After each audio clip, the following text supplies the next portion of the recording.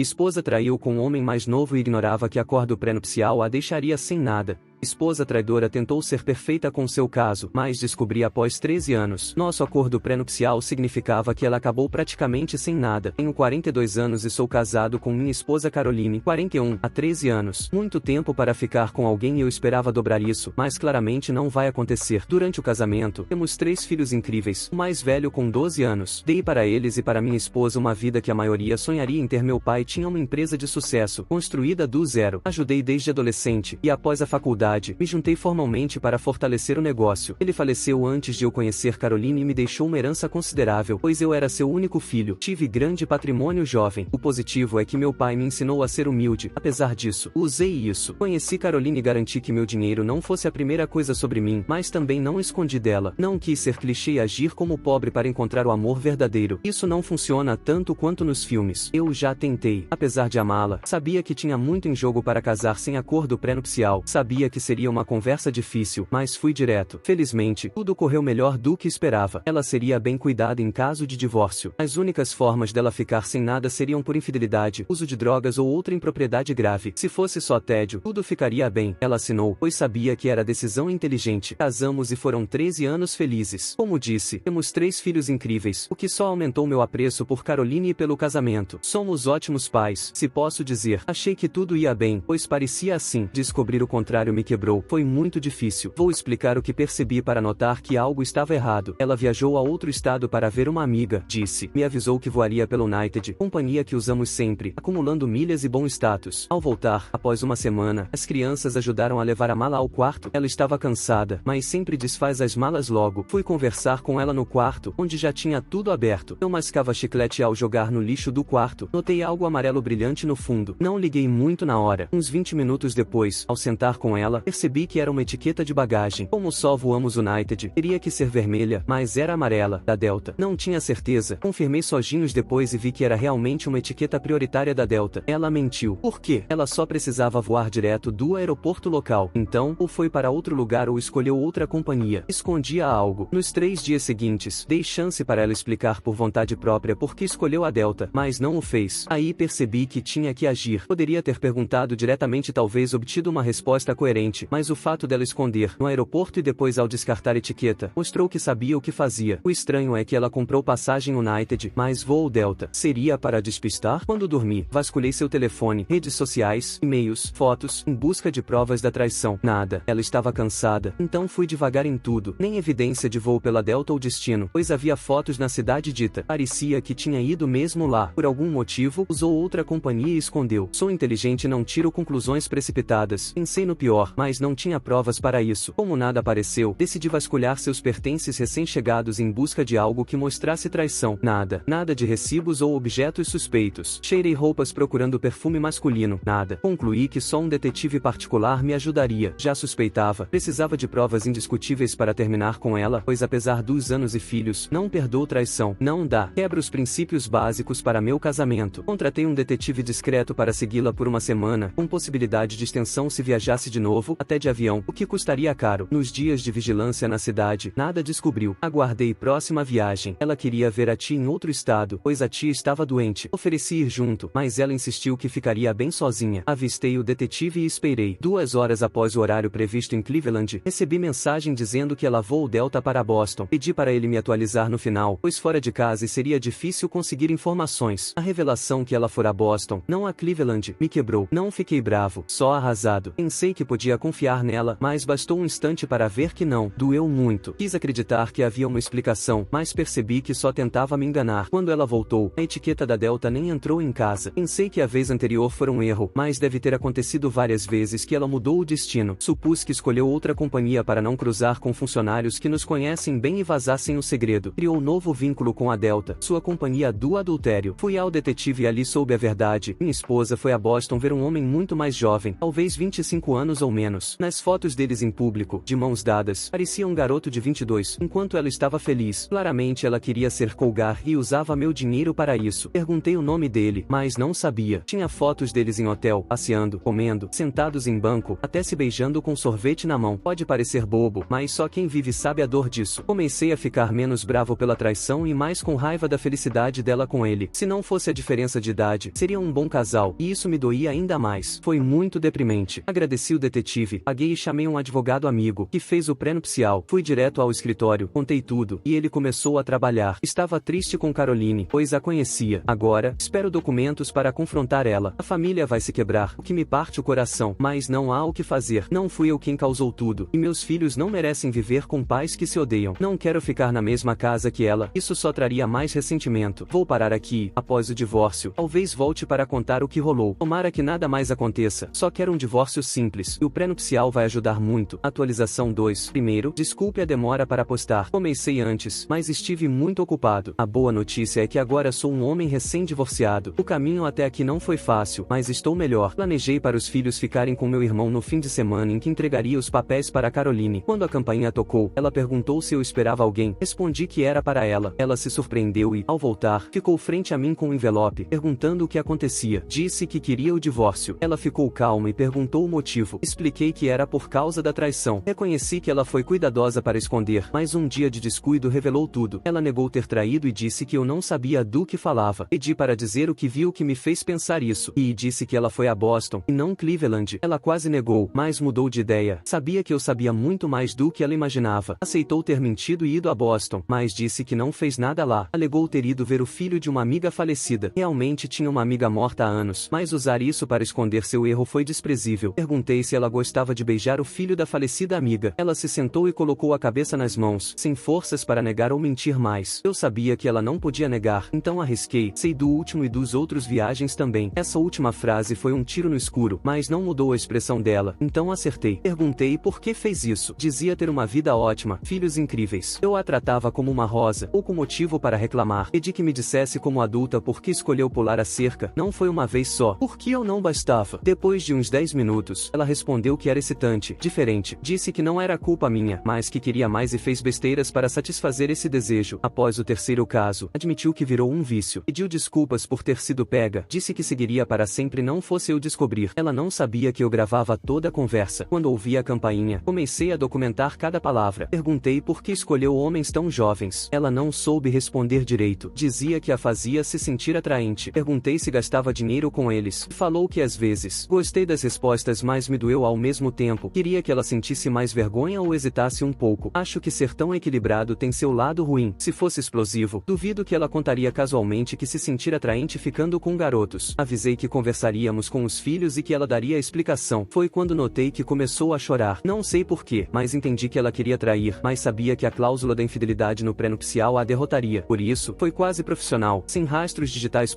Isso foi bom para mim, pois as coisas acabaram vazando. Tivemos a conversa com as crianças. Foi muito desconfortável e eles choraram, o que me partiu o coração. Não foi culpa minha, mas não podia jogar a culpa na mãe. Talvez quando forem maiores, contarei a verdade. Por enquanto, dividirei a responsabilidade. Vivemos em estado onde a cláusula de infidelidade vale, que é o motivo da existência dela. Tenho as fotos dela beijando o homem em Boston e a gravação, pois nosso estado permite gravação com consentimento de apenas uma parte. Pela cláusula, fico com a casa e ela pagará uma multa de 6 dígitos. Não há divisão do dinheiro dela. Ela receberá valor fixo e pensão mensal. A guarda é compartilhada 50 a 50, e isso não me incomoda. A verdade é que ela não ficará pobre, mas verá grande queda no padrão de vida. O dinheiro não vai mais correr como antes, e mesmo calmamente, sentirá essa mudança cedo ou tarde. Tento manter relação civilizada por ela ser mãe dos meus filhos, mas não farei mais esforço por ela. Se a vida dela complicar, que lide sozinha. Salvarei os filhos, mas não a ela. Que aproveite a nova vida que escolheu. Não deve ser tão ruim. Será tipo a vida comum antes de eu conhecê-la.